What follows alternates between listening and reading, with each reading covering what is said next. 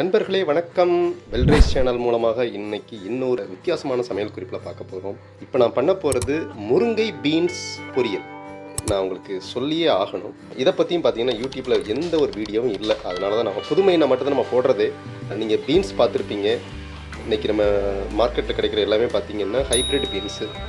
But இந்த beans வந்து பார்த்திங்கன்னா எனக்கு தெரிஞ்சு இது அவைலபிளாக இருக்கிறது தென் தமிழக மாவட்டங்களில் மட்டும்தான் இது அவைலபிளாக இருக்குது. குறிப்பாக திருநெல்வேலி, தூத்துக்குடி பக்கம் தான் இது அவைலபிளாக இருக்குது. இந்த பீன்ஸை நான் க்ளோஸ்அப்பில் உங்களுக்கு காமிக்கிறேன். இதை பார்த்தீங்கன்னா கிட்டத்தட்ட ஒரு முருங்கைக்காவும் பீன்ஸும் சேர்ந்த மாதிரி இருக்கக்கூடிய ஒரு இது இருக்கும். அதனால தான் என்னவோ தெரியல இதுக்கு பேர் முருங்கை பீன்ஸ்னு வச்சுருக்காங்க. கொஞ்சம் பார்த்திங்கன்னா கொஞ்சம் ரஃப்பாக கொஞ்சம் ஹார்டாகவே இருக்கும் ஸ்கின் எல்லாமே. சில நேரங்களில் கொஞ்சம் விதைகளோடையும் சேர்ந்து இப்படி இருக்கும். பட் இதில் எதையுமே பார்த்திங்கன்னா நம்ம வந்து தூக்கி எறிய தேவையில்லை. பட் இதுதான் பார்த்திங்கன்னா நேட்டிவ் ப்ரீட் ஆஃப் பீன்ஸ். இது வந்து பார்த்திங்கன்னா அவ்வளவு நார்ச்சத்து மிகுந்த ஒரு உணவு. அது மட்டும் இல்லாமல் மைக்ரோ நியூட்ரிஷன் சொல்லக்கூடிய அவ்வளவு மினரல்ஸ் இந்த முருங்கை பீன்ஸில் நிறைய இருக்குது நண்பர்களே. இது வந்து இந்த நம்ம சென்னை மாதிரி ஊர்களில் வந்து இந்த பீன்ஸ் கிடைக்கலன்னு எனக்கு பெரிய வருத்தமாக இருக்குது. கொஞ்சம் ஹார்டாக இருக்கும், பட் ஆனால் அவ்வளோ ஃபைபர் உள்ளது, அவ்வளோ சத்துக்கள் நிறைந்தது. இது நம்ம தலைவர்கள் மறந்த ஒன்று. நல்ல வேளை இது வந்து தென் தமிழகத்தில் விவசாயிகள் இதை பயிரிடுறாங்க, மக்கள் அதை விரும்பி சாப்பிட்றாங்க. பர்டிகுலர்லி பார்த்தீங்கன்னா அங்கே உள்ள பிரியாணியில் இது நல்லா போடுறாங்க. ஒரு பெரிய வரவேற்கத்தக்க ஒன்று.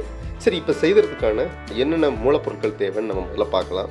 இப்போ நான் வந்து ஒரு 1/2 கிலோ பீன்ஸ் மாதிரி எடுத்திருக்கேன், வத்தல் எடுத்திருக்கேன், அப்புறம் மல்லித்தூள், கொஞ்சம் கரம் மசாலா, சீரகம், வெள்ளைப்பூடு அரைச்ச விழுது, கடுகு, கொஞ்சம் வெந்தயம், கொஞ்சம் பெருஞ்சீரகம், அப்புறம் தேங்காய் துருவல், தேவையான உப்பு. இவ்வளோ தான் நண்பர்களே. நான் ரொம்ப சிம்பிளாக செய்ய போகிறேன். ஸோ தட் பேச்சுலர்ஸும் இதை பார்த்து ஈஸியாக சமைச்சு வீட்டில் என்ஜாய் பண்ண முடியும். முருங்கை பீன்ஸை வந்து நல்லா பொடியாக நறுக்கி வச்சுக்கணும். பாருங்கள், நான் எவ்வளோ அழகாக குட்டி குட்டியாக நறுக்கி வச்சுருக்கேன் பாருங்கள். ரொம்ப பெருசாக நறுக்காதீங்க, இப்போ டேஸ்ட் வராது. ஃபஸ்ட்டு ஒரு டவாவில் கொஞ்சம் ஆயில் ஊற்றி, ஆயில் நல்லா காஞ்சதுக்கப்புறம் கடுகு சீரகத்தை போட்டுக்கலாம். அந்த வெந்தயத்தையும் சேர்த்து போட்டுருங்க. அப்புறம் சீரகம், சோம்பு, வரமிளகாய், அதுக்கப்புறம் கடலை விட்டுக்கோங்க. இதில் நம்ம இப்போ நறுக்கி வச்சுருக்கக்கூடிய இந்த முருங்கை பீன்ஸை சேர்த்துக்கலாம்.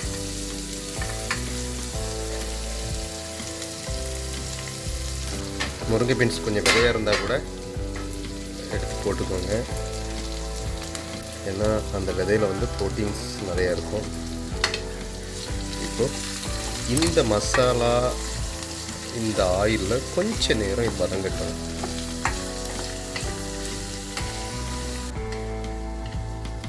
அதுக்கப்புறம் எடுத்து வச்சுருக்கக்கூடிய தனியாத்தூள், அதாவது மல்லித்தூள், கொஞ்சம் கரம் மசாலா, வெள்ளைப்பூண்டு பேஸ்ட்டு, ஜிஞ்சர் சேர்க்க வேண்டாம், வெள்ளைப்பூடு மட்டும் இதில் சேர்த்துக்கலாம். அதை நான் இதில் ஆட் பண்ணுறேன்.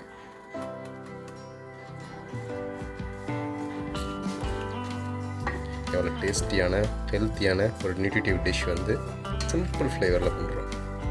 இந்த மசாலா கொஞ்சம் நல்லா மிக்ஸ் ஆகட்டும். அதுக்கப்புறம் நம்ம கொஞ்சம் தண்ணி ஆட் பண்ண போகிறோம். கொஞ்சம் அதை ஆட் பண்ண, கொஞ்சம் இது வேகட்டும். இதில் மிக்ஸ் ஆகி நண்பர்கள் இப்போ பார்க்க போகிறோம். நல்லா முருங்கை பீன்ஸ் நல்லா வெந்துருச்சு. பார்த்தீங்களா, ஒரு சொட்டு தண்ணி இல்லாமல் அழகாக உதிரியாக சூப்பராக வெந்திருக்கு. இப்போது நம்ம இதோட கடைசி ப்ராசஸ், துருகி வச்ச தேங்காவை வந்து போட போகிறோம். தேங்காய் போட்டதுக்கப்புறம் ரொம்ப நேரம் வேக விடக்கூடாது. தேங்காய் போட்டிருக்கோம். உங்கள் ஃப்ளேவருக்கு ஏற்ற மாதிரி தேங்காய் அதிகம் வேணால் போட்டுக்கோங்க.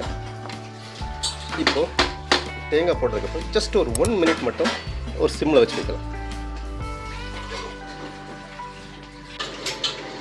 இப்போ நல்லா வெந்துருச்சு நண்பர்களே.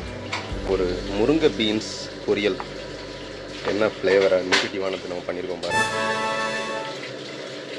இந்த முருங்கை பீன்ஸ் உங்கள் ஊரில் கிடச்சிதுன்னா எப்படியாவது இதை வாங்கி பண்ணுங்க. பசங்களுக்கும் பண்ண வைங்க.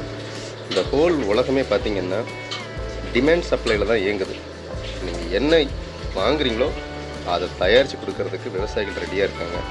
நீங்கள் இந்த முருங்கை பீன்ஸை வாங்கி சமைச்சிங்கன்னா விவசாயிகள் விவசாயம் பண்ண போகிறாங்க, அதை வியாபாரிகள் விற்க போகிறாங்க. உங்களுக்கும் இந்த சந்ததியும் ஒரு ஆரோக்கியமான ஒரு காய்கறியை சாப்பிட்ட மாதிரி இருக்கும். நன்றி, வணக்கம்.